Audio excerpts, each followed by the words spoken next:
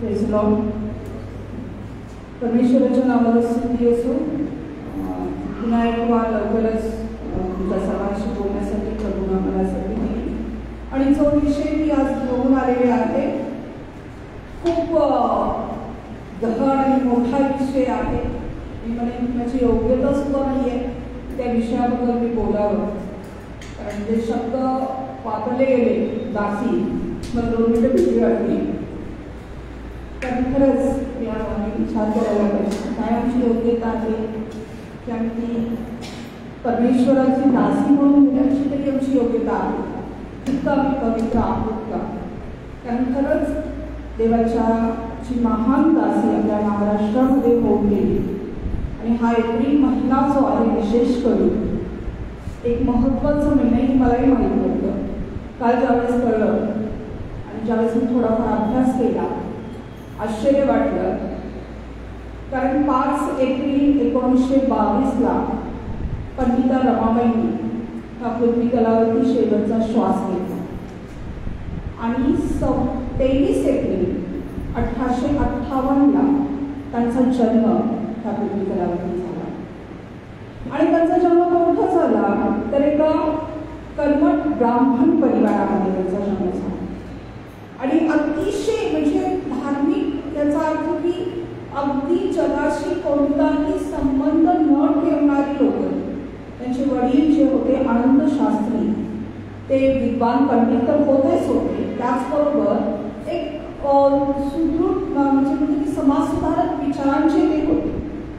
ते ज्यावेळेस त्यांनी एका कारण त्या काळ जो होता 1800चा काळ आम्ही समजू शकतो की त्या काळामध्ये आम्ही नक्कीच आमचा जन्म नव्हता किंवा आम्ही आमच्या आईवडिलांचा पण जन्म नव्हता. कारण आम्ही जन्मलो ते स्वातंत्र्य भारतामध्ये आणि मग कदाचित आमच्या आईवडील सुद्धा स्वतंत्र भारतामध्ये जन्मलेला आहे. म्हणजे पारतंत्र्य तो कर्मठवाद ती मनुस्मृती ज्या हातामध्ये सुरू होती आणि ज्याचा विचार काय होता तो विचार 1800चा काळ जो होता तो काळ असा होता की स्त्रियांना विशेष करून स्त्री आणि शूद्र हे एक समान मानले जायचे. शूद्र म्हणजे कोण तर आपल्याला माहिती आहे जातीयवाद आपल्या पूर्ण देशामध्ये त्यावेळेस फार मोठ्या प्रमाणात होता. अगदी लोकांची सावली सुद्धा म्हणजे ते जवळपास तर यायचंच नाही तरी पण त्यांची सावली सुद्धा आपल्यावर पडायची नाही. सावली पडण्यानं सुद्धा आम्ही वाटतो हा शब्द त्या काळामध्ये वापरला जायचा. आपल्याला सांगायला नको की काय प्रकारची वागणूक दिली जायची. तसं स्त्रियांच्या बाबतीत पण म्हणजे तुलसीदासांनी तर म्हणलेलं आहे अनपड गवार शूद्र नारी हे सब ताळविके अधिकार. तुलसीदासांनी आपल्या ह्याच्यामध्ये काय म्हटलेलं आहे की अनपड असू दे किंवा गवार शूद्र आणि नारी हे सगळे काय आहे त्यांना शिक्षेस पात्र आहे.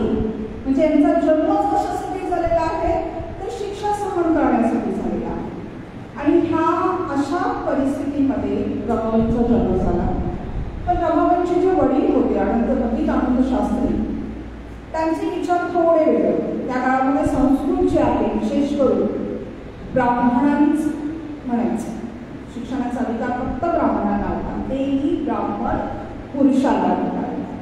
मी लगेचच विषयामध्ये आलेले पण विषय खूप मोठा आहे कारण त्याची पार्श्वभूमी बांधत बसणे इतपत माझ्याकडे आज वेळ नाही आहे. म्हणून मी पटकन विषयामध्ये हात घातलेला आहे की जेणेकरून ज्या महत्त्वाच्या गोष्टी आहेत पंडिता रमाबाईंच्या जीवनाविषयी त्या शिकण्याचा प्रयत्न अगदी थोड्या आम्ही घेतलेल्या आहेत आणि मी नंतर तुम्हाला सांगेन की लक्षात येईलच तुमच्या की काय त्यांचं जीवन आहे आणि कशा प्रकारचं आहे.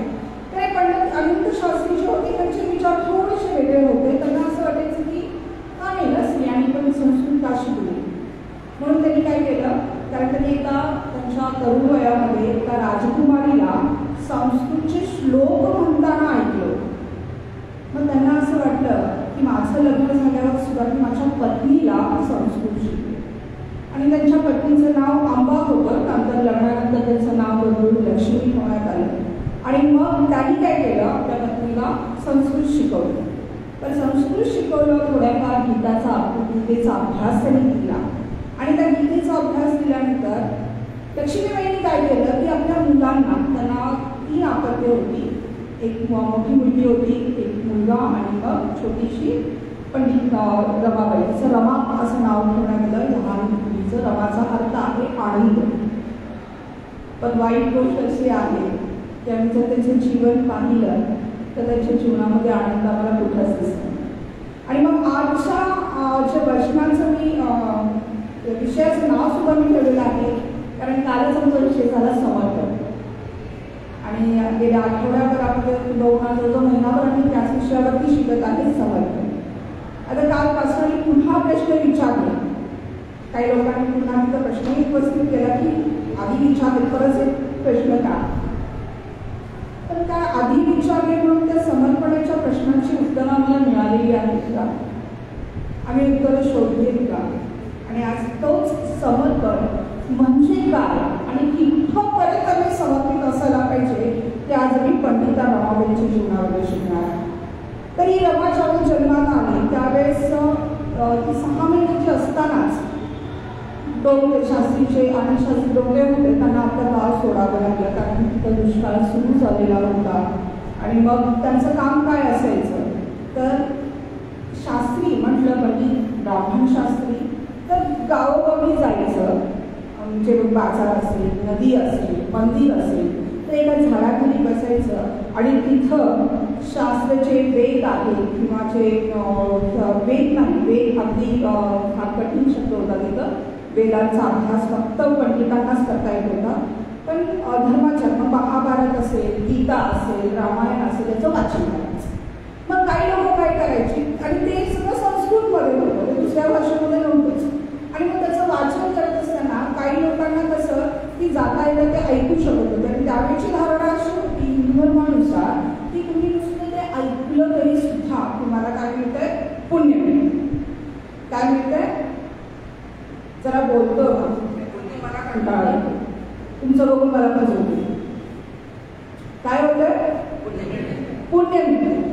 आणि मग ते पुण्य मिळवण्यासाठी, पुण्य मिळण्यासाठी काही लोक काय करायचे, पंडित जे होते त्याला थोडंसं काल्पनिक करून भावना घालून त्याच्यामध्ये सांगायचे. ते काय फार म्हणजे आपण थोड्या आकार भाषेत म्हटलं मिरची मसाला म्हणून सांगायचे, म्हणजे तेच आहे तसं नाही. पण पंडित शास्त्री जे होते ते तसे नव्हते, ते आधी वाचन करायचे. आणि ते बाध्यही नव्हते. पुरोहित जे कीर्तनकार होते त्यांना काही बाध्य नव्हते की त्यांनी त्याला अगदी काल्पनिक करून सांगायला पाहिजे किंवा त्याचा अर्थ सांगायला पाहिजे. फक्त ते कळलं काढा पडलं तरी पण अर्थ समजून दे किंवा नाही समजून दे, ते काय झाले त्यांना पुण्य मिळालं. तर ते पुण्य पूर्णत्वास कधी यायचं ज्यावेळेस हे लोक त्यांना काही दानदक्षिणा द्यायचे. मग काय दानदक्षिणा, मुठभरचा तांदूळ असेल, एखादं फळ असेल, काही पैसे असतील, अशा प्रकारे दानदक्षिणा केली जाते. जितकं तुम्ही दान देता ब्राह्मणांना तितकं तुमचं पुण्य तुम्हाला प्राप्त होतं. आणि ह्यातूनच हा परिवाराचा उदरनिर्वाह चालायचा.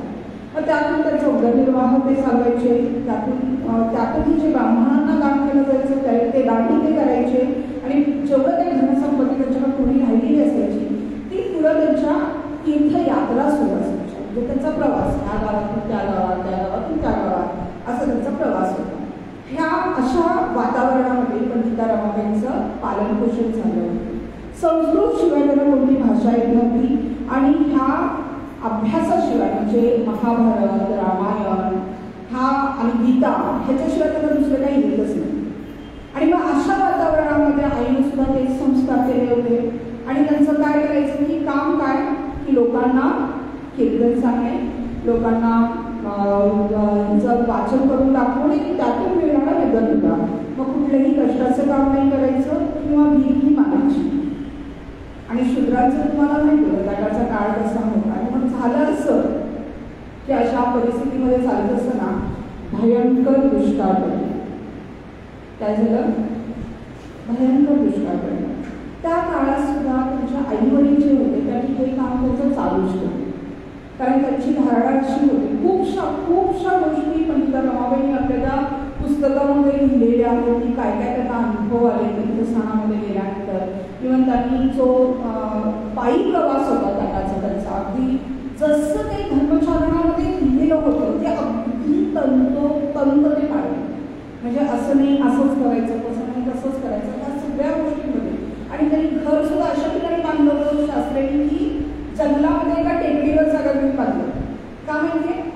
एका साधारण उदाहरण सांगितलं तर एका शेतकऱ्याच्या घरासमोर काय केलं तर नळ बांधत होतो. नळ त्याला काय म्हटलं की तुमचं नळ माझ्या घरासमोर करू नका का, पाहिजे तर मी माझ्या ठिकाणी जागा देतो, तुम्ही तिथं करा. कारण त्या नळावर येऊन लोक भांडतील, अपशब्द एकमेकांना बोलतील आणि ते अपशब्द भाषेत येत राहतील. आणि हाच विचार पंडित आनंद शास्त्री डोंगरेंचा होता. त्यांनी ते घर अशा ठिकाणी एवढ्यासाठी वागवले की माझ्या मुलांचा संपर्क इतरांशी येऊच नाही, त्यांचं जे पालनपोषण आहे अशा धार्मिक वातावरणातच व्हावं. आणि अशाच वातावरणामध्ये त्यांनी ते केले. आणि आपल्या पत्नीबरोबर त्यांनी पत्नीला संस्कृत शिकवलं म्हणून त्यावेळेस त्यांचा बहिष्कार सुद्धा केला समाजानं वाढीत टाकले. तेही त्यांनी सहन केलं, कारण त्यांना माहीत होतं मी हे केलं म्हणजे हे मला सहन करावं लागलं. आणि त्यांनी मुलीलाही संस्कृत शिकवलं, कारण त्या काळाची धारणा बघा काय होतं. थोडक्यात मी सांगायचा प्रयत्न करते की मोक्ष प्राप्ती हिंदू धर्माचं सगळ्यात जे महत्त्वाची गोष्ट आहे ती म्हणजे मोक्ष प्राप्ती. आता मोक्ष कधी मिळतो तुम्हाला माहिती आहे का? मोक्ष म्हणजे काय सांगा बघूया. मुक्ती. कशापासून मुक्ती?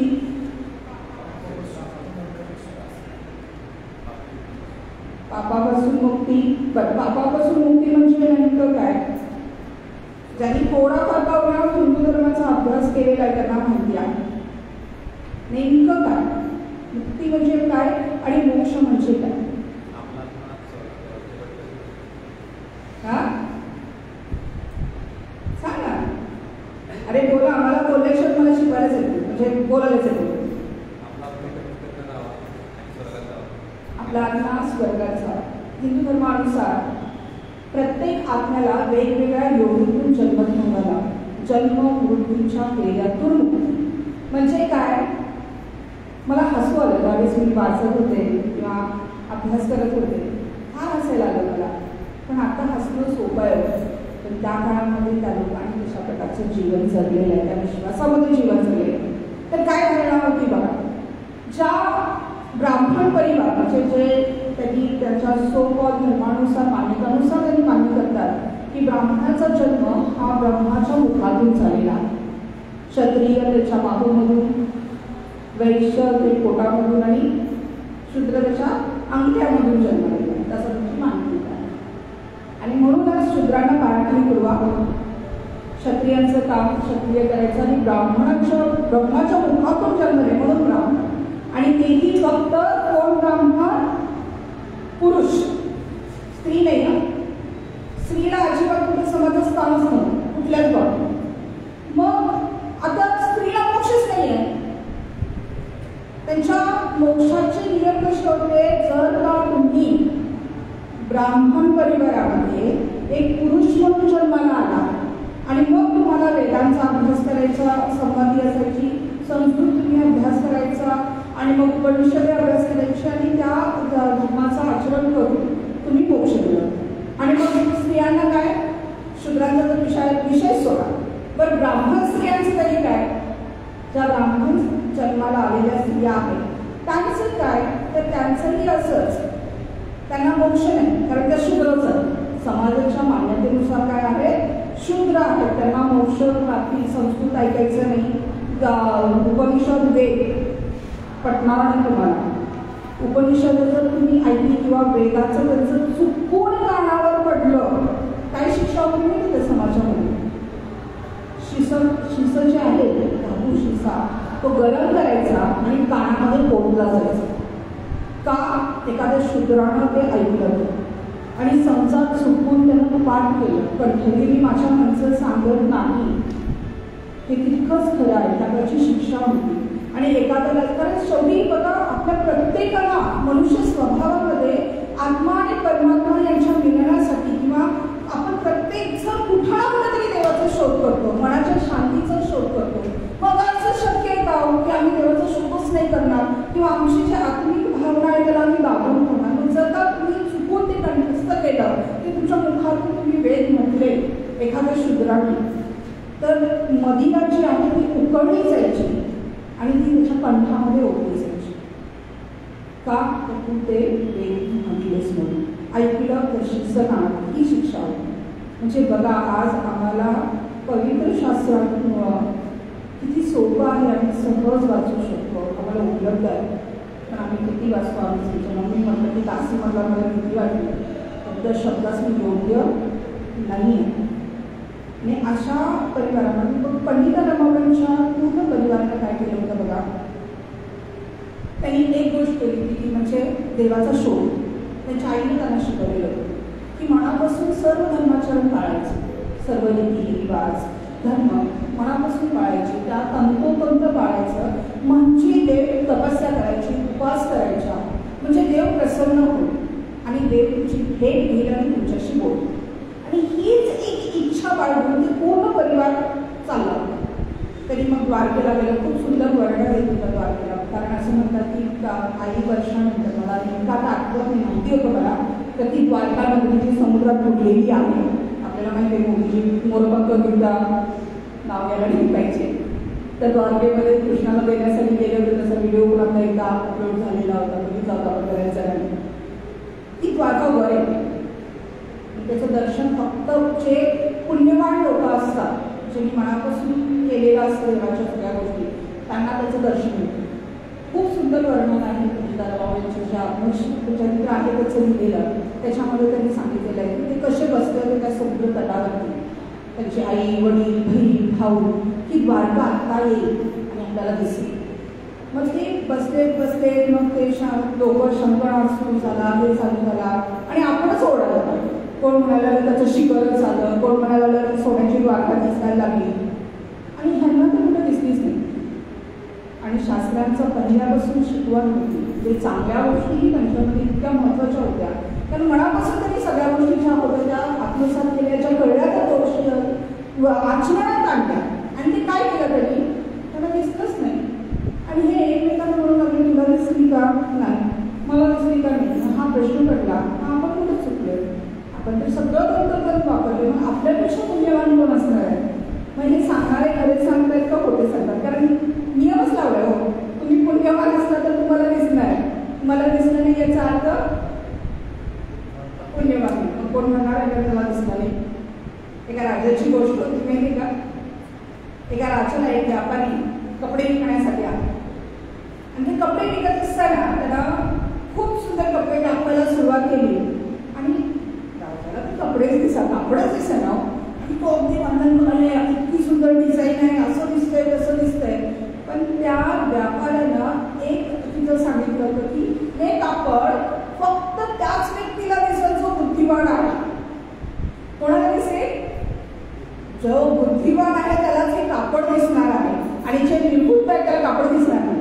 आता राजाला सांगितलं, राजाला प्रश्न पडला तर नाही दिसत कसं म्हणून? नाही दिसत म्हटलं तर निर्बुद्ध ठरणार प्रजेसमोर. मग राण्यांना विचारलं, राण्यांनी पण आपल्या एकमेकींकडे बघितलं. हो हो खूप छान दिसतंय, अगदी तसंच आहे का? नाही तर काय होणार? निर्बुद्ध.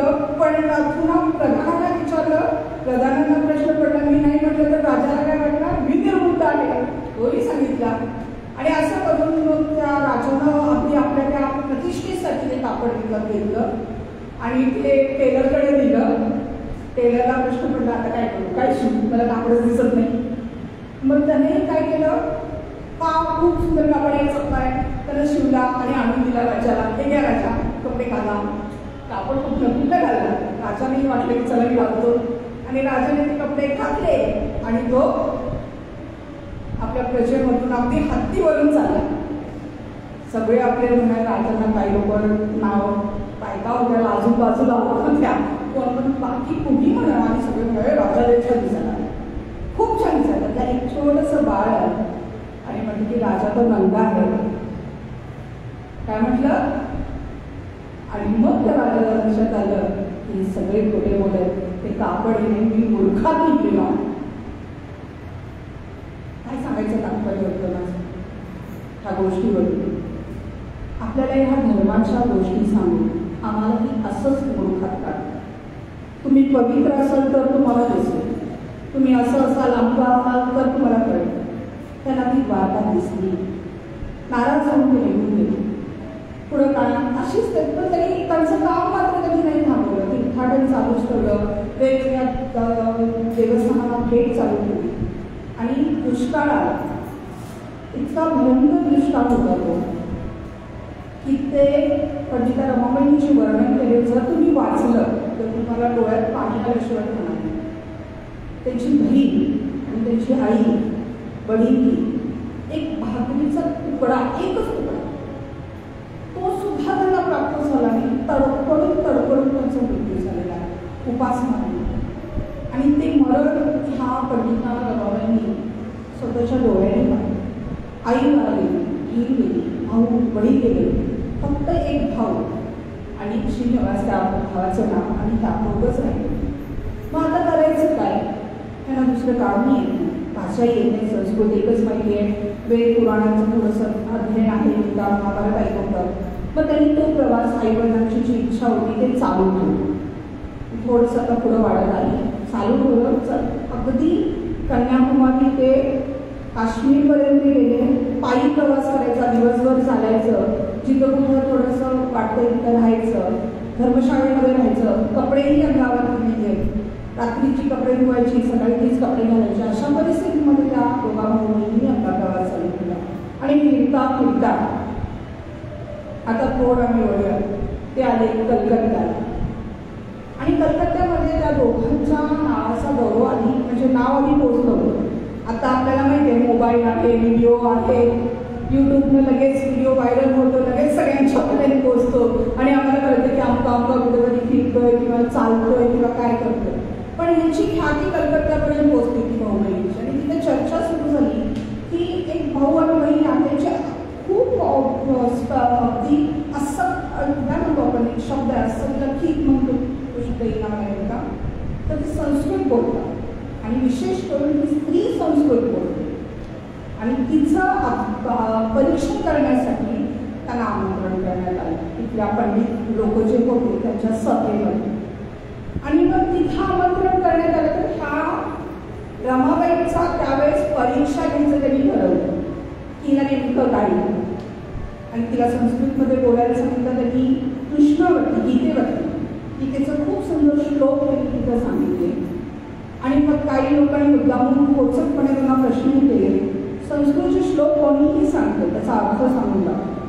आणि तो अर्थही अतिशय सुंदर भाषेमध्ये सांगितला. त्याची भाषाशैली खूप चांगली होती, हावभाव खूप चांगले होते, पुढचा श्रोता कधी कंटाळत नव्हता. आणि त्याचबरोबर त्यांनी त्याचा सुंदर सांगितल्यानंतर स्वतःची नम्रताही त्यांच्यामध्ये होती. आणि हे बघून त्या कलकत्त्यामध्ये त्यांना पंडिता आणि सरस्वती ह्या दोन पदव्या दिल्या. पंडिता रमाबाई जी आम्ही म्हणतो आता, त्यांना ह्या दोन पदव्या देण्यात आल्या. आणि मग तिथं काही वर्ष तिथं राहिल्या त्या. आणि त्याच काळामध्ये आता त्यांचं थोडं, कारण हे सगळं तीर्थाटन करून त्यांचा एक मात्र विश्वास झाला होता देवपूजा. आणि एवढं सगळं केलं, एवढं उपास तापास सगळे नियम पाळले, देव भेटत नाही. जिथं जिथं गेले तिथं तिथं काही ना काही त्यांना एकच लक्षात आलं की हे सगळं मानून निर्मित आहे, खरं काहीच नाही. जे मी ऐकलंय ज्याच्यासाठी माझा जन्म झाला, जर शोध मी करते की मला मोक्ष मिळावा. आता मोक्षाचा विषय राहिला तर पुन्हा तो मोक्ष सांगते. मोक्ष कसा मिळणार? ब्राह्मण परिवारामध्ये एका पुरुषाचा जन्म झाला आणि त्याला गेल्यानंतर मोक्ष मिळू शकतो. म्हणजे त्या जन्म मरणाच्या फेऱ्यातून तो बाहेर पडतो. शूद्रांना नाही. मग शूद्रांचं काय? तर त्यांनी असं त्या ब्राह्मणांची सेवा करायची, त्यांचं पुण्य प्राप्त करायचं. मग कसं पुण्य मिळणार? त्यांना स्पर्श पण करायचा नाही. तुमचं समजा त्या जर तो खूप चांगला व्यक्ती आहे आणि एखाद्या वेळेस तो ब्राह्मण रस्त्याला जात असेल आणि त्याला स्पर्श करून हवा जर त्याला स्पर्श केली तर त्याला पुण्य मिळालं. पण त्या ब्राह्मणाचं थोडं पुण्य कमी झालं, कारण त्याला पुण्य गेलं नाही म्हणून त्याचं पुण्य कमी झालं. इतकी म्हणजे विचार होते त्या करायचे. त्यांनी त्याची सेवा करायची आणि त्याच्या म्हणजे त्यांनी गेलेले लोक आहेत त्याची फेकलेली कपडे किंवा त्यांच्या ह्याच्यावरतीच आपलं जीवन जिवायचं. कुठलाही अभ्यास करायचा नाही, शिक्षण प्राप्त करायचं नाही, समाजामध्ये कोणतं स्थान नाही. आणि अशा प्रकारे सुने. आणि मग ती आपली भावना जी आहे, धार्मिक भावना, कारण त्यांना मंदिरामध्ये प्रवेशच नाही आहे. तुम्ही सावली पण घेऊ शकतो. ते काय करायचे म्हणजे आपण अजूनही बघा त्या गोष्टी आपल्याला दिसतात. मग ते लोक काय करायचे, आपली धार्मिक भावना व्यक्त करण्यासाठी आपण देवाचं काहीतरी करावं म्हणून एखादा दगड घ्यायचा, दगडाला शेंदूर फासायचा, तो रस्त्याकडेला ठेवायचा किंवा झाडाखाली ठेवायचा, किंवा एक छोटंसं काहीतरी मंदिर बनवलं त्या मंदिरामध्ये ठेवायचं आणि त्याची आराधना करायची. ही शुद्र करत असते. आणि आजही आम्हाला कुठं ना कुठं असं शेंदूर फासलेला दगड दिसतोच दिसतो. मग ती आपली भावना नाही, कारण ह्या मंदिरामध्ये ना प्रवेशच नाही. मग त्यानंतर स्त्रियांसाठी मोक्ष प्राप्तीचा मार्ग काय, तर तिचा नवरा हा तिचा परमेश्वर, पती. जर जोरात बोला. मग तो कसाही असू दे, किती पण वाईट असू दे, तो तिचा, तुला दुसरा देव नाही, हा बायका करू दे, दारू पिऊ दे, बोंबलत पिऊ दे, पण तो तिचा रोज उठून मारते. पण काय तिने काय करायचं, मनोभावे त्याची सेवा करायची. तो म्हणाल तसं उठ म्हटलं की उठायचं, बस म्हटलं की बसायचं, सगळं करायचं. आणि ते केल्यानंतर हा बोलत फिरणारा मेल्यानंतर त्याला स्वर्ग मिळणार का, तो ब्राह्मणामध्ये जन्म झालेला आहे, पुण्यवान माणूस, मगच ब्राह्मणामध्ये जन्म होतो, होत असतो. मग तो जन्मला, तो स्वर्गात गेल्यावर, मग ही मेल्यावर, स्वर्गात गेल्यावर त्याला ज्या अप्सरा, बघा माणसाचा विचार जो आहे, आपण आता थोडा अभ्यास केलेला की आपल्याला कळतंय स्वर्गात सुद्धा मी आपलं सुख बघतो. तिथं अप्सरा पाहिजे ना आजूबाजूला नाचणार आहे ना, चुकीचं नाही सांगत आहे मी. जे लिहिलेलं आहे इंद्रसभा, काय आहे इंद्रसभा, भोग विलासामध्ये सर्व देवी देवता रक्त झालेले आपल्याला दिसत आहे. आणि त्याच्यातून मग त्या अप्सरा त्याला मिळणार. आणि त्याची मर्जी जर तिच्यावर झाली मेल्यानंतर, की पै बाबाला सेवा केलीच माझी, तर त्याची दासी म्हणून तिला मिळणार. आणि त्याचा फलस्वरूप काय होणार, तिचा जन्म ब्राह्मण कुटुंबामध्ये एक पुरुषाच्या नावानं होईल आणि मग तिला मोक्ष. मोक्ष अशा प्रकारे मोक्ष विचारत राहो. आणि बायबल आम्हाला काय सांगते, काय सांगते बायबल, कधी मोक्ष आहे, कसा आहे. मी सांगितलं तुम्हाला, मी प्रश्न विचारणार आणि पुढे मला प्रश्नाचं उत्तर दिल्यावर पुढे जाणार. बायबलमध्ये काय सांगितलं आहेत तुम्हाला एवढे रीती रिवाज नियम. आता मेल्यावर कुठं तो अप्सरांच्या बरोबर नाचायला आलाय का आणि काय करायला लागलाय कोणाला माहिती आहे. आणि आपण मेल्यावर मेल्याशिवाय स्वर्ग दिसत नाही आपल्याला नाही. पण त्या स्वर्गाचा अनुभव आम्ही ख्रिस्ताद्वारे या पृथ्वी तलावरतीच घेऊ शकतो, हेही आम्हाला माहिती. जो कोणी ख्रिस्तावर विश्वास ठेवेल त्याचा नाश होऊ नये तर त्याला सार्वकालिक जीवन प्राप्त व्हावं, हे बायबलचं वचन आम्हाला सांगतं. माणसं हे करत त्यांनी कलकत्तापर्यंत गेले. त्या कलकत्त्यामध्ये ज्यावेळेस त्यांची ख्याती होत होती, त्यांचा आदर केला जात होता महामुनीचा, त्यावेळेस एका सभेमध्ये, ख्रिश्चन सभेमध्ये त्यांना पाचारण करण्यात आले. तोपर्यंत त्यांना ख्रिस्ती समाज किंवा ख्रिस्ती लोक माहीतच नव्हतं. आता त्या ब्राह्मण रीतिरिवाजाला अनुसरून त्यांना ते आमंत्रण स्वीकारणं गरजेचं होतं. ते तिथं गेले आणि अशीच खुर्च्या मांडलेला, सोफा ठेवलेला, स्टेज होता. त्यांनी पहिल्यांदा बघितलं, कारण मंदिर म्हटलं की काय समोर चित्र असणार आपल्याला माहिती आहे, हे काय प्रकार आहे. मग त्यांनी तिथं गेले आणि तिथं बॅनर्जी वगैरे नावाचे जे पालक होते, पालक लोक, पात्री लोक, सगळा घालून ते होते. ते नावानंतर ब्राह्मण वाटतात. आणि त्यांनी काय केलेलं आहे, साहेबांसारखा पोशाख केलेला आहे. साहेब म्हणजे कोण, इंग्रज, त्यांचा सगळं पोशाख केलेला आहे. हा भावा बहिणीला वाटलं आलं कलियुग, आला झाला सगळं हे असलं. ब्राह्मण लोक असे करायला लागल्या, त्या साहेबाबरोबर खानपान करतात. तिथं काय खाल्लं, बिस्किट खायला लागले, ब्रेड खायला लागले, बाटलीत ब्राह्मण असं त्यांना वाटलं. पण तरी पण गप्प बसले बाजूला वरून. आणि मग काय झालं, थोड्या वेळाने एकाने पुस्तक काढलं, पुस्तकातनं काहीतरी म्हणायला सांगितलं. आणि मग सगळे काय केले, त्या खुर्च्यांच्या जवळ बसले गुडघ्यावरती आणि मनात बडबड काहीतरी करायला लागले. ते दोघं विचारते, लेडी येते खुर्चीसमोर काय करायला, खुर्च्या शेवटी मनात ते सगळं बघून त्यांनी काय विचारलं होते, त्यांचा देव बहुतेक खुर्चीच आहे. खुर्चीची पूजा तरी करतात, कारण मी खुर्चीच्या समोर बसतात हो. आणि त्याच सभेमध्ये कुणीतरी त्यांना एक संस्कृत बायबल भाषांतर केली. संस्कृत काय आणि दोघं संस्कृती असेल. बघा मी नेहमी पास्टर तुम्हाला विचारतात तुम्ही किती जाणारी सुरुवात सांग. त्या सभेमध्ये कोणीतरी त्यांचं नाव नमूद आहे त्याच्यामध्ये, आता मला आठवत नाही सांगितलं, तर त्या व्यक्तीने त्यांना बायबल दिलं. ते काय कोणी घ्यायचं म्हणून घेतलं, वाचायचा प्रयत्न केला पण त्यांनी सांगितलं की ते डोक्यावरून विचारलं, काही कळलं नाही. आणि तोपर्यंत त्यांची हिंदू धर्मावरची थोडीशी असतात कमी, पण त्यांनी ते चालूच ठेवलं का. पण त्यांना देव भेटत होता की त्यांचा प्रश्न होता की एवढं करून का देव भेटत नाही, का आमच्याशी बोलत नाही, हा त्यांनी खऱ्या देवाच्या शोधात ते होते. आणि मग ते त्यांनी सांगितले की ते बायबल मला कळलं नाही, मी वाचण्याचा प्रयत्न केला पण मला समजलं नाही, आणि ते बायबल असंच ठेवलं. ते शेवटपर्यंत त्यांच्याकडे एखाद्याला ज्यावेळेस तुम्ही पवित्रशास्त्र देता, तुम्ही देता पण माहीत नाही, त्याच पवित्रशास्त्राचा अभ्यास करून एखादी पंडिता रमाबाई जन्माला येऊ शकते. इतकं ते मोठं झालं. पण आम्ही काय करतो, आमचा हात आखून करतो, आम्ही बायबलच देतो.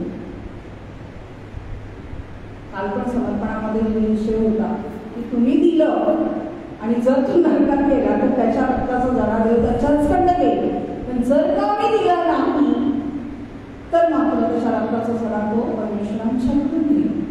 जर पंडिता रमाबाईंना त्या विषय कळला नसता, त्या सर्व परिस्थितीमध्ये त्यांनी गेल्या आणि त्या काळामध्ये ज्या असा काळ होता की त्या मुलींची लग्न 8 ते 9 वर्षाची असताना होत होते.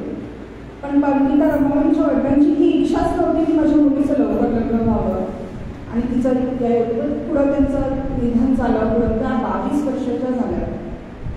22 वर्ष म्हणजे त्या काळामध्ये पोराला वय झालं होतं, म्हातारी झाली, तिला मुलगा कुठून मिळणार, आणि त्यात नव्हतं पण तरीही त्यांच्या भावानं कलकत्त्यामध्ये स्थिती जिहादी मेघादी या वकील, प्रख्यात वकील होते, सुप्रसिद्ध वकील होते त्या काळचे, ते त्यांच्याशी त्यांचा विवाह लागला. पण ते शूद्र होते आणि ह्या ब्राह्मण कुटुंबाचे. मग विवाह लावून झाल्यानंतर त्या आता साहजिक विवाह शूद्राशी करतात म्हणजे रीतिरिवाजानं तर होणार नाही. आणि पंडिता रमाबाईंनी त्या काळामध्ये कसं लग्न केलं होतं, कोर्ट मॅरेज केलं. मग थोडक्याच दिवसामध्ये त्यांच्या भावाचं सुद्धा निधन झालं. आता मग काय करायचं, आई गेली, वडील गेले, बहीण गेली, भाऊ गेले, एकट्याच झाले. लग्न झालं होतं, नवऱ्याबरोबर संसार करत असताना त्याच वेळेस आनंद नावाची शेजारी त्यांची होती. आणि ती शेजारी त्याच्याकडे जसं आपण एकमेकींच्याकडे जातो बघा, मी म्हणते की ज्यावेळेस तुम्ही जाता त्यावेळेस तुमचे विषय काय असायला पाहिजे, ती येऊन त्यांना उत्पत्तीवरती शिकवायची. मग हे ज्यावेळेस मेघाडींच्या लक्षात आलं की माझी बायको, त्यांचं वास्तविक त्यांचं शिक्षण एका ख्रिस्ती शाळेमध्ये झालं, तर त्यांना बायबल अगदी व्यवस्थित माहिती होतं.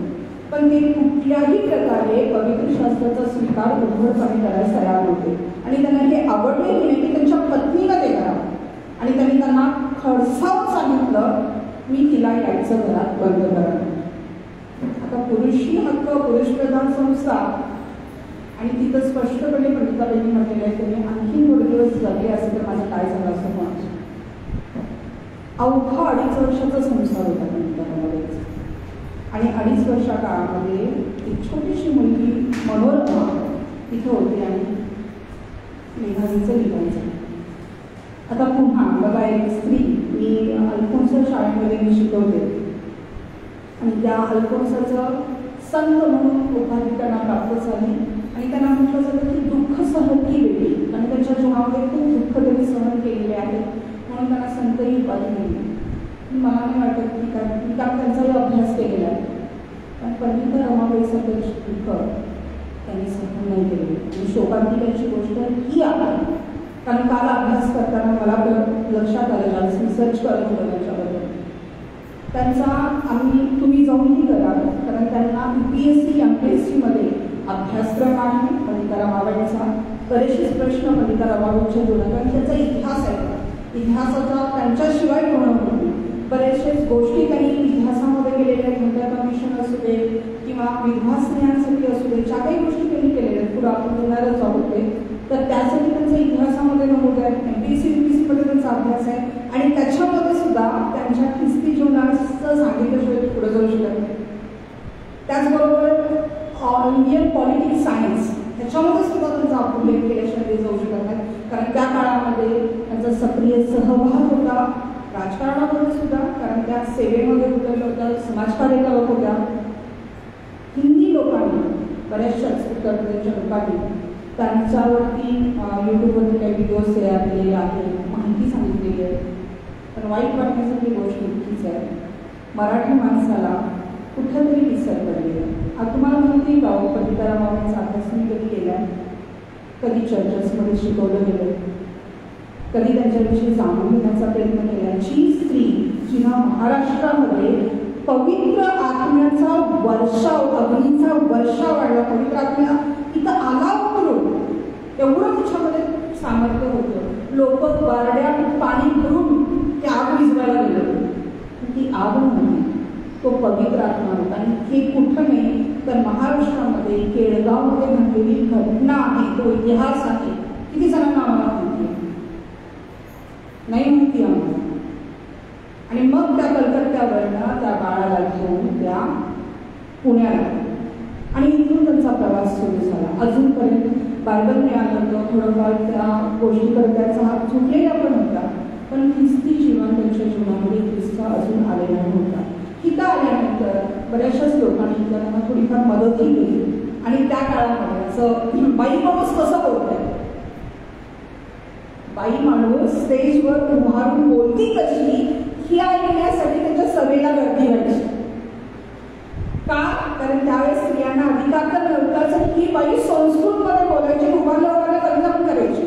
व्याकरण अतिशय स्पष्ट त्यांचं होतं. आणि त्या काळामध्ये त्यांनी ज्यावेळेस त्या पुण्याला आल्या त्यावेळेस त्यांनी मराठी, हिंदी, बंगाली आणि तसंच आसामी भाषा शिकली, आणि संस्कृत तर त्यांचं होतच होतं. आणि अनेक सभा त्यांनी गाजवल्या. ज्यावेळेस कलकत्त्यामधला जो मी उल्लेख केला त्यावेळेस पहिल्यांदाच पंडिता रमाबाई बोलल्या, आणि त्याचबरोबर त्या पंडिता रमाबाईंच्या भाषणाचं ट्रान्सलेशन करण्यात आलं होतं. पहिली स्त्री ट्रान्सलेशन पण तिथं होती. म्हणजे इतिहास घडवतच आल्या. आणि ते झाल्यानंतर ज्यावेळेस त्या पुण्यामध्ये आल्या, पुण्यामध्ये काही लोकांनी सभा भरवल्या, आणि सभा भरवत असताना पुरुषांची गर्दी सोडत होती, पण तिथं निमंत्रण पत्रिकेवरती एक अट असायची, तुम्हाला तिकीट आणि प्रवेश तेव्हाच मिळणार जेव्हा तुम्ही तुमच्या घरातल्या एका स्त्रीला घेऊन या. मग तुमची आई असेल, बहीण असेल, बायको असेल, मुलगी असेल, मग बरेचसेच लोक त्यांना ऐकण्यासाठी आपल्या घरातल्या एखाद्या स्त्रीला बरोबर घेऊन जायचे. नाही तर प्रवेशच नाही तुम्हाला. तुमच्याबरोबर तुमच्या घरातली स्त्री असेल तरच तुम्हाला त्यांचं भाषण ऐकतं. मग अशा प्रकारे त्यांचं सुरू झालं. त्याचबरोबर काही लोकांच्या संपर्कात त्या आल्या, पवित्रशास्त्राचा अभ्यासही सुरू केला, आणि नंतर त्या इंग्लंडला गेला. म्हणजे मला इथं त्यांच्या जीवनाला टर्निंग पडला. इथं गेल्यानंतर त्या बऱ्याच लोकांच्या संपर्कामध्ये येऊन बघितल्यापैकी अभ्यास करायला लागल्या. त्यांना लक्षात आलं की काहीतरी करत आहे, ज्या देवाचा शोध मी करत आहे, जो देव मी बघत आहे की मला पाहिजे आहे, ज्याच्यासाठी मी इतकं कष्ट केलं, इतका त्रास सहन केला, पायी चालले, बिनचंद्राची चालले, यात्रा केल्या, स्नान, उपवास, तापास सगळं केलं, पण जी मला सांगण्यात आलं की देव प्रसन्न होतो, देव बोलतो, माझ्याशी देव बोललेलाच नाही, कुठं मला देव सापडलेलाच नाही. पण त्या लोकांच्या मध्ये आणि आमच्या लोकांमध्ये काहीतरी फरक आहे हे त्यांना जाणवायला लागलं. विशेष करून स्त्रियांच्या बाबतीमध्ये काहीतरी गोष्टी आपण हे करून निवडलेल्या असतात त्या आपल्याला सांगायला लागल्या. आणि मग त्यांनी काय केलं, तिथे इंग्लंडमध्ये गेला, त्यांनी अभ्यास केला, काही ठिकाणी भेटी दिल्या, आणि विशेष करून तिथं गेल्यावर त्यांनी एका संस्थांना भाग घेतलेल्या, जिथं त्यांना नेण्यात आल्या. तिथं अशा स्त्रियांना आसरा दिला जायचा, त्यांना शिक्षण दिलं जायचं, ज्या बहकलेल्या असतील, चुका केलेल्या असतील किंवा त्याचं शोषण झालं असेल, परित्यक्ता असतील, त्या स्त्रियांसाठी आश्रम होते. पण आपल्या भारतीय समाजामध्ये काय होतं त्यावेळेस, अशा स्त्रियांना इतकी भयानक शिक्षा होती. आणि आपल्याला माहिती बालविवाह जो प्रकार होता, लहान मुलाचं मुलींचं लग्न केलं जायचं आणि त्या बालविवाह झाल्या तर त्यांचं शोषण घरातूनच केलं जायचं, त्यांच्याच परिवारामध्ये. आणि त्या शोषणामध्ये जर चुकून का ती गर्भवती राहिली तर तो सगळा दोष त्या स्त्रीवरती म्हटला जायचा आणि तिला घराच्या बाहेर हकललं जायचं, समाजाच्या बाहेर हकललं चाललं जायचं मी तिथंपर्यंत की कुत्र्याने त्यांना फाडून खावा अशी शिक्षा होती. ही शिक्षा कारण घोर पाप केलं आणि तिथं ते उलट होतं. तिथं अशा स्त्रियांना आधार दिला जायचा, त्याच्या पायावरती उभं केलं जायचं. तर त्यांनी तो प्रश्न विचारला का तुमच्यामध्ये एखादा पाप समजवून येत का तुम्ही कसं त्यांना मदत करता. मग त्या ठिकाणी योहान शुभवर्तमान याचा 4 अध्यायामध्ये शंभरोनी स्त्रीचं जे वर्णन केलेलं आहे, येशू ख्रिस्त त्या शंभरोनी स्त्रीशी बोलतो, तो त्यांच्या हृदयाला स्पर्श करून देतो. हा देव कोण आहे जो स्त्रियांना तुच्छ मानत नाही. हा देव कोण आहे जो शुभ्रांना तुच्छ मानत नाही. हा कोण आहे जो मोक्ष देण्यासाठी त्या कर्मकांडावरती विश्वास ठेवत नाही. तो बोलतो, तो सांगतो, तो भेटतो. ह्या गोष्टी त्यांना आठवल्या, आवडल्या आणि मग त्यांनी काय केलं, त्यांनी तिथं आपली इच्छा प्रकट केली की मला माझ्या देशातल्या ज्या मुली आहेत माझ्या त्यांच्यासाठी काहीतरी करायचं. कारण ते त्रास पंडिता रमाबाईंनी सुद्धा सहन केला होता. आता ती विधवा पुरुषांच्या बरोबर बोलते, सभेमध्ये भाषण देते, तिच्यासाठी त्यांना खूप तुच्छ वागणूकही दिली, अपमानही सहन करावा लागला, घाणेरडे शब्द सुद्धा ऐकायला लागले. बाकीचे जे प्रतिष्ठित लोक होते ते आपल्या स्त्रियांना त्यांच्याशी बोलू द्यायचे होते, कारण तू पण तिच्यासाठी वेगळी चाळणी होती, हे शब्द वापरले. आणि मग त्यांनी तिथं बाप्तिस्मा घेतला, ख्रिस्ताचा स्वीकार केला. आणि मग एक वचन आम्ही वाचूया, मार्क शुभवर्तमान याचा 5वा अध्याय आणि 19वे वचन.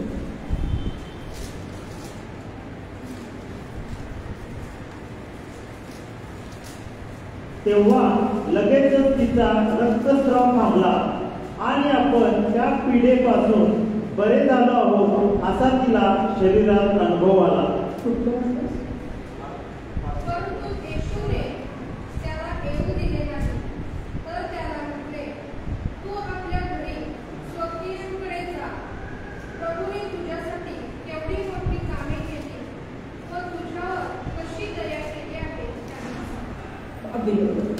तर त्याला इथं आपल्याला मिळते की एका भूतग्रस्ताला येशू ख्रिस्तानं बरं केलेलं आहे. आणि त्यांना तर बरं झाल्यावर त्यांना काय ठरवलं की प्रभू मी तुझ्या मागं येतो, तुझा शिष्य होतो. पण येशू म्हणलं की नाही, माझ्या मागं नको जाता. तर काय कर, आपल्या घरी जा आणि देवानं तुझ्यासाठी काय केलेलं आहे तुझ्या स्वकीयानं जाऊन तुझी साक्ष सांग. आणि ह्याच वचनानुसार ज्यावेळेस बघा मी काय सांगत आहे हे वचन इथं कोट करत आहे, कारण पंडिता रमाबाईंच्या जीवनामध्ये ज्या काही उतार चढाव आले त्या उतार चढावांमध्ये भारतामध्ये तरी निदान त्यांना कोणीच स्वीकारलं नाही ज्ञानाला. त्यांच्या कुठल्याही ज्ञानाचा सन्मान इथं झाला नाही. पण इंग्लंडमध्ये जाऊन त्यांना सन्मान मिळाला, त्यांना प्रेम मिळालं. तुमच्यासाठी आणि माझ्यासाठी असं तर आपण काय केलं असतं. कशाला करत जायचं देश आपल्या देशामध्ये. आपल्याला इथं सगळं मिळते ना, सुखसुविधा सगळ्या गोष्टी प्राप्त होतात, आपण इथंच राहूया. मी तर असा विचार केला असतो, तर मी माझं कम्फर्ट झोन बघितलं असतं. पण त्या पंडिता रमाबाई होत्या, त्यांनी ह्या वचनानुसार ज्या देवाचा शोध ते घेत होते, जे प्रेम त्या शोधत होत्या, ते प्रेम त्यांना मिळाल्यावर ते स्वतःपुरतं न ठेवता त्या परत आपल्या इथं आल्या आणि त्यांनी शारदा सदनची स्थापना केली. आणि त्या शारदा सदनमध्ये अशा अनेक स्त्रियांना त्यांनी आसरा दिला, ज्या बालविधवा होत्या, परित्यक्ता होत्या, ज्यांना आपल्या अशा प्रकारे समाजाच्या अत्याचारांना बळी पडलेल्या होत्या. तिथं त्यांनी ठेवलं. फक्त ठेवलं इतकंच नाही, त्यांना शिक्षण दिलं, त्यांना त्यांच्या पायावरती उभं करण्यासाठी वेगवेगळे उद्योग तिथं काढून दिले. आणि काही लोक तिथं मदतीला आलेही, असंही नाही की नाही आले. पण वाईट वाटण्यासाठी गोष्ट आहे की तिरकासारख्या व्यक्तीने सुद्धा त्यांना राक्षसी हा शब्द वापरला होता. एक राक्षसी आहे जी आपल्या इथं येऊन ख्रिश्चन धर्माचा प्रसार करतात. अर्थात त्या काळची परिस्थिती वेगळी होती, देश गुलामगिरीमध्ये होता, इंग्रज इथं राज्य करत होते आणि ख्रिस्ती धर्मावरती साहजिकच त्यावेळेस दोष होता.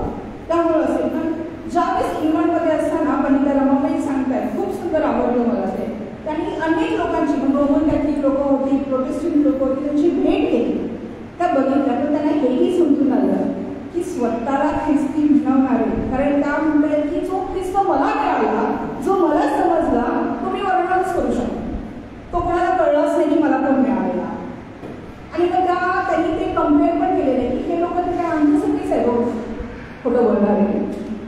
बायका करणारे, रूढी परंपरामध्ये चालणारे आणि स्वतःला ख्रिस्ती म्हणत. पण ह्यांना जो ख्रिस्त मिळाला तो ख्रिस्त त्यांना जगाला सांगायचा होता, पण तो अशा प्रकारे नाही ओळखून आपल्या कृती. आणि मग त्यांच्यावर जो ठपका ठेवण्यात आला की त्या काय करतायत, धर्माचा प्रचार करतायत. त्या धर्माचा प्रचार त्यांनी आपल्या पुस्तकामध्ये सांगितलेलं कधीच करत नाही. मग कसं होत होतं, त्यांची सवय होती रोज संध्याकाळी त्या प्रार्थनेला बसायच्या. आणि प्रार्थनेला बसल्या की त्या आजूबाजूच्या ज्या मुली होत्या त्यांनी त्यांच्याजवळ येऊन बसायच्या, प्रार्थना करायच्या. आणि त्यांना वेगळं काहीतरी दिसायचं, प्रेम मिळायचं. आणि आपल्या धर्मात असं नाही आहे, मग ह्या कुठं आहे, पण त्याही त्यांना अनुसरायच्या. आणि ह्यालाच लोकांनी धर्म परिवर्तनाचं नाव दिलं. अशा प्रकारे पंडिताबाई आल्या, शारदा सदनची निर्मिती केली. 500 एकर जागा दौंड या ठिकाणी त्यांनी घेतलेली मुक्ती मिशनची स्थापना केली. आजही मुक्ती मिशन खूप सुंदर रीतीने कार्यरत आहे. जयाची कृपा झाली तर नक्कीच आपण तिथे एकदा भेट दिल्या, खूप सुंदर. पण आता एवढंच होतं का त्यांचं जीवन? हंटर कमिशनचं मी मगाशी नाव घेतलं, त्या खूप विद्वान होत्या. मग उगाच त्याला पंडिता की शब्द उपाधी दिली गेली, त्या उपाधीपेक्षा कितीतरी त्या महान होत्या. त्यांना हंटर कमिशन एक आलेले होतं, हंटर हा होते. तर त्यावेळेस त्या कमिशन समोर भाषण करण्याचे संधी पंडिता रमाबाईंना मिळाली. आणि पंडिता रमाबाईंनी त्यावेळेस काही गोष्टींची तिथं मागण्या केल्या. आणि ते भाषण जे होतं ते हिंदीमध्ये करण्यात आलं आणि त्याचा अनुवाद मराठीमध्ये केला. आणि ते हट्टरला हिंदी येत होती ना मराठी, पण पंडिताबाईंचं भाषण असं होतं, शब्द असे होते की त्याला त्याचं कळलं की काहीतरी फार महत्त्वाचं सांगितलं. आणि मग त्यांनी काय केलं, ते भाषण तर इंग्लिशमध्ये ट्रान्सलेट करून घेतलं, त्याचा अभ्यास केला. तर त्याच्यामध्ये मागण्या होत्या की स्त्रियांना शिक्षणाचा अधिकार मिळाला पाहिजे. तसंच ज्यावेळेस एखादा शाळेचं इन्स्पेक्शन होतं त्यावेळेस त्याच्यामध्ये स्त्रियांच्या शाळेचं इन्स्पेक्शन करण्यासाठी स्त्री इन्स्पेक्टर असावी, हा त्याच्यामध्ये मागणी होती. वैद्यकीय क्षेत्रामध्ये वैद्यकीय शिक्षण स्त्रियांना मिळावं, स्त्रियासुद्धा डॉक्टर व्हाव्या, ही त्याच्यामध्ये मागणी होती. त्याचबरोबर जे शिक्षक स्त्रियांच्या शाळेमध्ये शिकवतात त्यांना पगार जास्त असावा. त्याच्या पाठीमागचा उद्देश काय की जर का त्यांना पगार जास्त असेल तर ते स्त्रियांना परावृत्त करतील, प्रोत्साहित करतील की या आणि शिका. आणि का तर पगार चांगला मिळतोय आणि म्हणून स्त्री शिक्षणाचा प्रसार होईल. आणि त्या हंटरने काय केलं, ते भाषण त्या गोष्टी त्या मागण्या क्वीन व्हिक्टोरियाकडे पाठवल्या. क्वीन व्हिक्टोरियानं त्या सर्व मागण्या मान्य करून पाठवल्या. एकही मागणी त्याच्यामध्ये रद्द केली. अशी भाव होत्या. म्हणजे त्यांचं पैलू मी तुम्हाला सांगायचा प्रयत्न करत आहे, धार्मिक पैलू जे ख्रिस्तामध्ये येण्याच्या पूर्वीचे होते, त्यांचे तसे जे सामाजिक समाजसेवेचे पैलू होते, त्यांचे विचार होते. आणि ख्रिस्ताला स्वीकारल्यानंतर त्यांच्या जीवनामध्ये काय परिवर्तन झालं, मुक्ती सदनची स्थापना केली आणि त्यांच्या जीवनामध्ये अनेक चमत्कार घडले. आता चमत्काराकडे कसे चमत्कार घडले, मगाशी खूप सुंदर असं रमेश नाटक होते, निरंतर प्रार्थना करा. आणि त्या प्रार्थनेच्या द्वारेच ह्या बाईनं महाराष्ट्रामध्ये पवित्र आत्म्याचा वर्षाव घडवून आणला.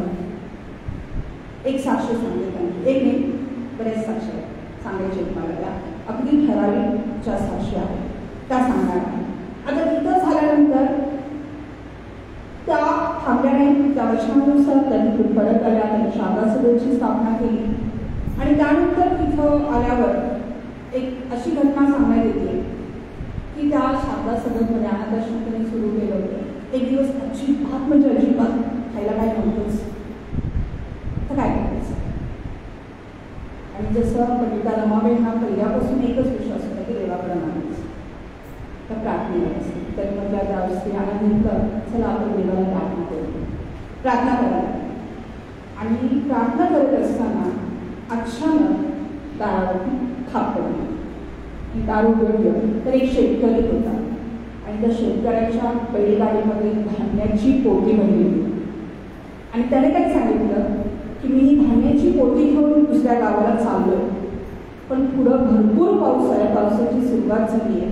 आणि जर का मी असंच घेऊन गेलो तर धान्य भिजणार, कुजणार की वाया जाणार. त्यापेक्षा मी तो तुमचा बोर्ड बघितला आणि तुम्ही हे धान्य का घ्याल का, घ्या माझं हे धान्य आणि तुमच्या अनाथाश्रमासाठी वापरा.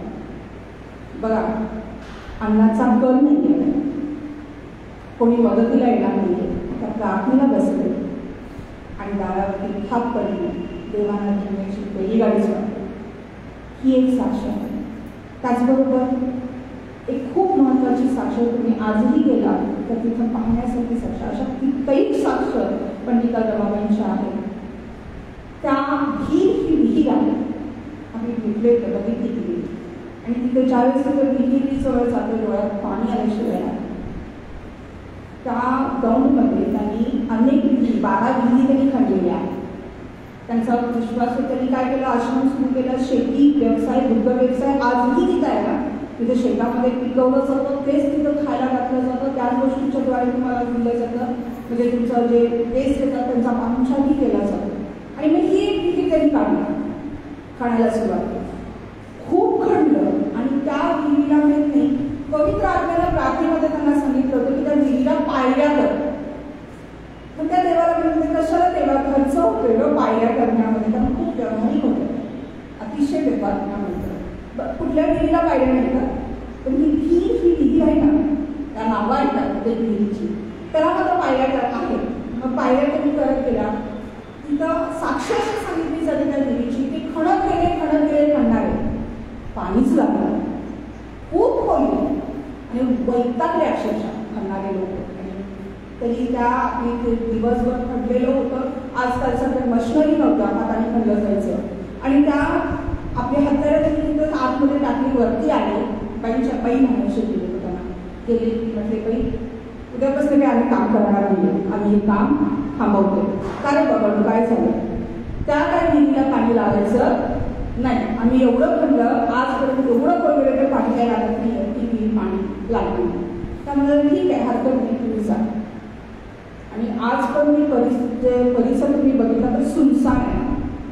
त्या आश्रमापासून त्या विहिरीपर्यंतचा परिसर सुनसान आहे. रात्री मध्यरात्री आणि त्यावेळेस कोळी वेगवेगळ्या प्राणी काय वाटेल त्याचे. आणि पंडिता रमाबाईंची जर बघितलं तर 4.5 फुटाच्या तर वेगळ्या माझ्यापेक्षाही उंचीला तुला कमी नशी असते. सरळ एक कंदील घेतला, एकट्या त्या पायरीवर विहिरीकडे गेल्या. प्रत्येक पायरीवर त्या डोळे टेकायच्या, प्रार्थना करायच्या, देवा हे तू मला दिलेलं आहेस, एवढी मोठी लेकरं तू माझ्याकडे दिलेली आहेस, मी त्यांचं भरणपोषण कशानं करू, मला ह्या विहिरीला पाण्याची गरज आहे. असं प्रत्येक पायरीवरती बसत पुढ्या बसत प्रार्थना करत त्या खालपर्यंत गेलं, तेवढं खोल खुललेल्या तळापर्यंत गेलं. आणि परत वरती येताना प्रत्येक जी काही त्यांनी मागणी केली होती बघा, निरंतर प्रार्थना, त्या प्रत्येक मागणीसाठी देवा तुझे मला दिलंस तुला धन्यवाद, विहिरीला पाणी दिलंस तुला धन्यवाद, शेतामध्ये अन्न दिलंस तुला धन्यवाद, हे म्हणत त्या वर आल्या. खाली बघितलं तर मी गेल्या शांतच होते. दुसऱ्या दिवशी हत्या घ्यायला सामान घ्यायला ते मजूर आले आणि ती गेट आहे अजूनही आहे. त्या गेटपासूनच त्यांना दिसलं की विहीर ओसरलून वाहत होतं, पाणी बाहेर पळत गेले. बघितलं तर विहीर तुडुंब गेले. आश्चर्य वाटलं त्यांना की कालपर्यंत एक थेंब त्या विहिरीला पाणी नव्हतं, असं काय झालं.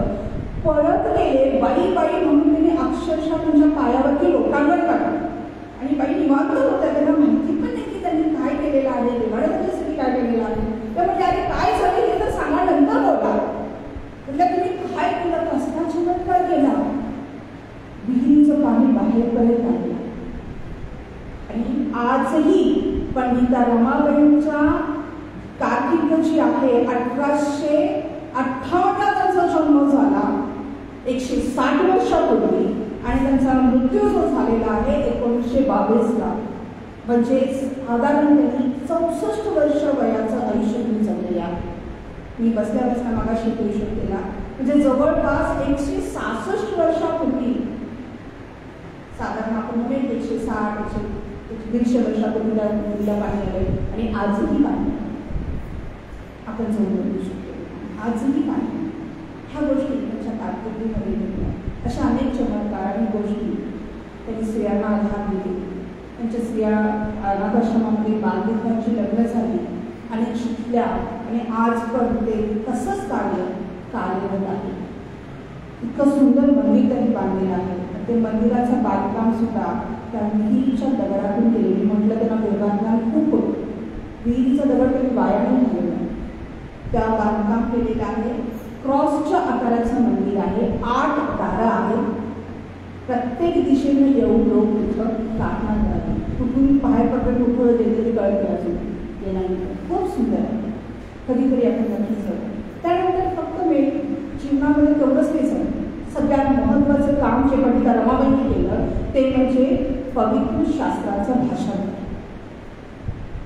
ते तुम्ही सुरू केलं. जसं मी तुम्हाला सांगितलं की योहान शुभवर्तमानाच्या 4थ्या अध्यायापासून त्यांच्या जीवनाला परिवर्तन कलाकी मिळाली होती. शंभवी स्त्रीचं त्यांनी जे बघितलं होतं त्याच्याद्वारे. तसंच त्यांना आणखी एक त्यांच्या जीवनाची साक्ष जी आहे त्याच्यामध्ये आम्ही पाहिली तर सोत्रसंहिताचा 66वा अध्याय आणि 16वं वचन.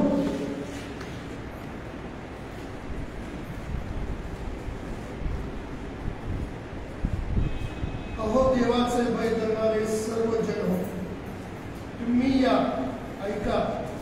त्याने माझ्या जीवासाठी जे केले आहे ते मी सांगतो. किती सुंदर आहे. अहो देवाचे सर्व भय धरणारे तुम्ही या ऐका.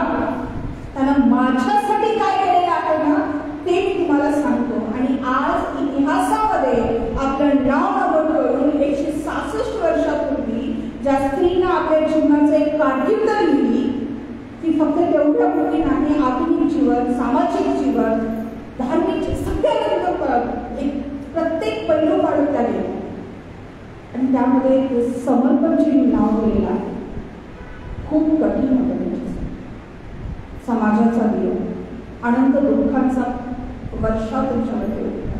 ज्यावेळेस हे एकमेव स्त्री अशी आहे कारण की पवित्र शास्त्र भाषांतर करणं इतकं सोपं नाही. अनेक लोकांनी मिळून हे भाषांतर बऱ्याच जणांनी केलं आहे.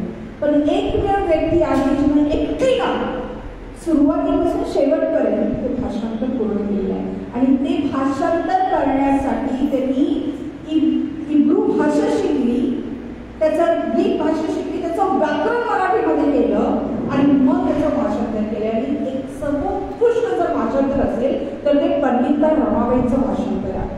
आणि हे भाषांतराचं कार्य चालू असतानाच त्यांची मुलगी मनोरमा जी मिशनला वैद्यकीय शिक्षण देण्यासाठी आली. आजही मनोरमा स्कूल हायस्कूल दौंडमध्ये आहे. शिक्षणाचं कार्य तिथं अगोदर सुरू होतं. पण ज्यावेळेस त्यांना कळलं की वैद्यकीय क्षेत्रामध्ये सुद्धा त्यांची गरज आहे त्यावेळेस त्यांनी आपल्या मुलीला पुन्हा एकदा शिक्षणासाठी पाठवलं. मिशन हॉस्पिटलमध्येच त्या शिकायला होतं. पण निमोनिया झाल्या कारणानं मनोरमा एकमेव आधार पंडिता रमाबाईंचा तीही एक्सपेन्स. आणि ही बातमी ज्यावेळेस पंडिता रमाबाईंच्या आश्रमामध्ये पडली सगळ्यांना वाटलं पंडिता रमाबाई आता काय म्हणाली घडल्या आणि म्हणाल्या की एक मुलगी गेली तर माझ्या असंख्य मुली आहेत त्यांचं काय करायचं. एक आई होती, आईचं हृदय होतं. आईच्या हृदयातच अनेकांना साम गेलं होतं. त्यांच्यासाठी तिने स्वतःचं दुःख गिळत निरोप पाठवला. तिच्यावरती अंत्यसंस्कार करा. मला येत नाही ना कारण दौंडपासून मिरजसाठी काम खूप लांब होतं त्या काळामध्ये. ज्या बैलगाडीतून त्या प्रवास करायच्या ती बैलगाडी आजही तिथं आहे. आपल्या मुलीचं शेवटचं दर्शन पण तिथं नाही. दासी खरी दासी होती. कृष्णाची दासी. भाषांतराचं काम मध्ये नाही केलं. तेवढा आघात करून सुद्धा भाषांतर पूर्ण केलं. आणि जवळपास 1 वर्षानंतर ज्या दिवशी भाषांतर पूर्ण झालं त्याच्या काहीच दिवसामध्ये तब्येत खालावत चालली. बसल्या होत्या, प्रार्थना केली. देवाला प्रार्थना सुद्धा हीच केली की देवा मला आत्ता कळलं की तुला माझ्याकडून काय करून घ्यायचं होतं. माझ्या जीवनाचा उद्देश पूर्ण झाला, माझं भाषांतर पूर्ण झालं आणि म्हणून मनोरमा गेली पण मला अजून दिवस आता मी अशी प्रार्थना करून त्या दिवशी त्या झोपल्या. नेहमीप्रमाणे 4 वाजता उठून प्रार्थना करणाऱ्या कुठल्याच नाही. लोकांना वाटलं थकले असतील, झोपले असतील. स्वतःचं कर्तव्य पूर्ण केलं. तो शेवट त्यांचा दिवस आहे. माझ्या प्रियानं मी तुम्हाला आधीच म्हटलं की आजचं वचनापेक्षा एक साक्ष आम्ही घेणार आहे. साक्ष बघितलं पण ती त्या रमाबाई एक जग सोडून गेली. त्यांचा प्रवास तिथंच थांबला. चमत्कार जे आयुष्य असताना केलं त्या मेल्यानंतर सुद्धा काही चमत्कार आजही घडतात. आणि एक महत्त्वाचा चमत्काराची नोंद इथं मी करेन तुमची. सगळ्यांना माहिती आहे अनाथांची माता होती. त्यांच्या कबर आज आहे मध्ये आहे. माहीत नाही एका 2 लेकरांना जुळ्या मुली होत्या. कदाचित अवैध संबंधामधून झाल्या असतील, कशा असतील. लोक लाजे करून त्यांनी साधारण एवढंही कष्ट घेतलं नाही की त्या आश्रमामध्ये आणून सोडा. तर त्या दोन्ही पोरींना काय केलं, त्या कबरेवरती आणून सोडतात. कबरेवरती लिटरली. आणि ती सुनसान जागेमध्ये कोणी आहे, कुत्री आहे, काढून घाललं असेल मातीमध्ये. तर सकाळपासून लेकरं तशी छान व्यवस्थित होती. कुणीतरी सकाळी रडताना आवाज ऐकून आश्रमात बातमी दिली की बाईंच्या कबरेवरती 2 मुली आहेत. लोक आश्रमातून पळत गेली. त्या लेकरांना घेतलं, तपासणी केली. मुली अगदी सुरक्षित होत्या. त्या सांभाळल्या. आणि मग जसं फॉरेनर्स त्या बेबीला आले, मग ज्यावेळेस त्या 2 मुलींची साक्ष त्यांना कळली की हा मुली अशा प्रकारे पंडिता रमाबाईंच्या कबरेवरती मिळालेल्या आहेत. ऑस्ट्रेलियामधून काही लोक आले आणि त्या मुलींना त्यांनी दत्तक घेतलं. आणि आज त्या मुली ऑस्ट्रेलियामध्ये त्यांचं जीवन, चमत्काराचं जीवन, निरंतर प्रार्थनेचं जीवन तिथंच न थांबता आजही सुरू आहे. माझ्या प्रियांना आज आमचं समर्पण देणारा आहे. आणि म्हणतो समर्पण काय मी पंडिता रमतात एक शुद्ध मानली जाणारी स्त्री, तुच्छ मानली जाणारी स्त्री जर एवढ्या विरोधामध्ये समाजामध्ये अशा प्रकारची छाप सोडू शकते, समाजाला बदलवू शकते, तर आज तुम्ही आणि मी ज्या ह्या काळामध्ये आम्ही जगतोय, जिथं आम्हाला सगळं स्वातंत्र्य आहे, आम्हाला बोलायचं स्वातंत्र्य आहे, आपले विचार प्रकट करायचं स्वातंत्र्य आहे, तशा प्रकारचा अपमानास्पद वागणूक आम्हाला मिळत नाही. मग का मी ख्रिस्तासाठी काही करत नाहीये? का मी बोलत नाहीये? का मी एखाद्याला आमची साक्ष? पंडिता रमाबाईंनी काही जाऊन भाषणाने सुरुवातच सभा नाही सांगितल्या. त्यांनी आपल्या वागणुकीतून, आपल्या वर्तनातून, कारण ख्रिस्ताला त्यांनी फक्त ओळखलं नाही तर त्यांनी धारण केलं. त्यांनी धारण करून त्या प्रकारे त्यांनी आचरण केलं आणि त्यांचं आचरण बघून आम्ही जण आलो. आणि मग मुक्ती मिशनची स्थापना झाली आणि आज तो वटवृक्ष आजही कार्यरत आहे आणि आजही अनेकांना सावली देत आहे. माझ्या प्रियाने शेवटचं वचन आता मी इथं वाचूया. पिंपेकराचं पत्र याचा 4था अध्याय 13वं वचन.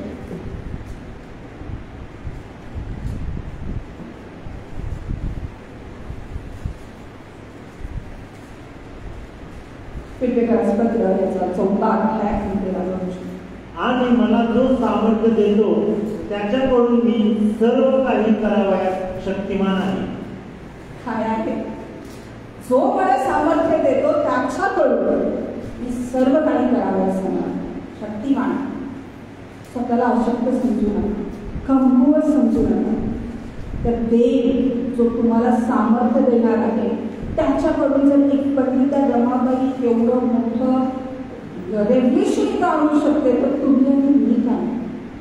त्यांनी महाराष्ट्र गाजवलं असेल, त्यांनी आपल्या देशामध्ये गाजवलं असेल, आणि आमच्या समाजामध्ये तरी बोलूया, आमच्या आजूबाजूला तरी साक्ष सांगूया की देवाने माझ्यासाठी काय केलेलं आहे. कारण जर तुम्ही उभे बसला, जर गप्प बसला तर भवडे बोलायला. पंडिता रमाबाईंनी एक इतिहास घडवला आणि वाईट वाटण्यासाठी गोष्ट आहे त्या महाराष्ट्रामध्येच नाही मिळाली तर काय. देवाची इच्छा असेल तर माहीत नाही. माझी इच्छा आहे त्यांच्यासाठी त्यांचंही कार्य लोकांपर्यंत कुठल्या ना कुठल्या माध्यमातून पोहोचलं. हे जी मी तुम्हाला सांगितलं त्याची फक्त थोडीशी ओळख होती जी मी सांगण्याचा प्रयत्न केला. माझ्या प्रियाने नक्की वाचा. पंडिता रमाबाईंची पुस्तकं आहेत त्याचा अभ्यास करतात. आणि कुठंही मिरची मसाला लावलेला नाही. प्रत्येक गोष्ट जशी आहे तशीच त्यांनी केलेली आहे. आजही त्यांचं कार्य दौड या ठिकाणी मिशन कार्यकर्ता बघू शकतात. सर्व काही करावयास तुम्ही आणि नेहमी शक्तिमान आहोत हे विसरू नका.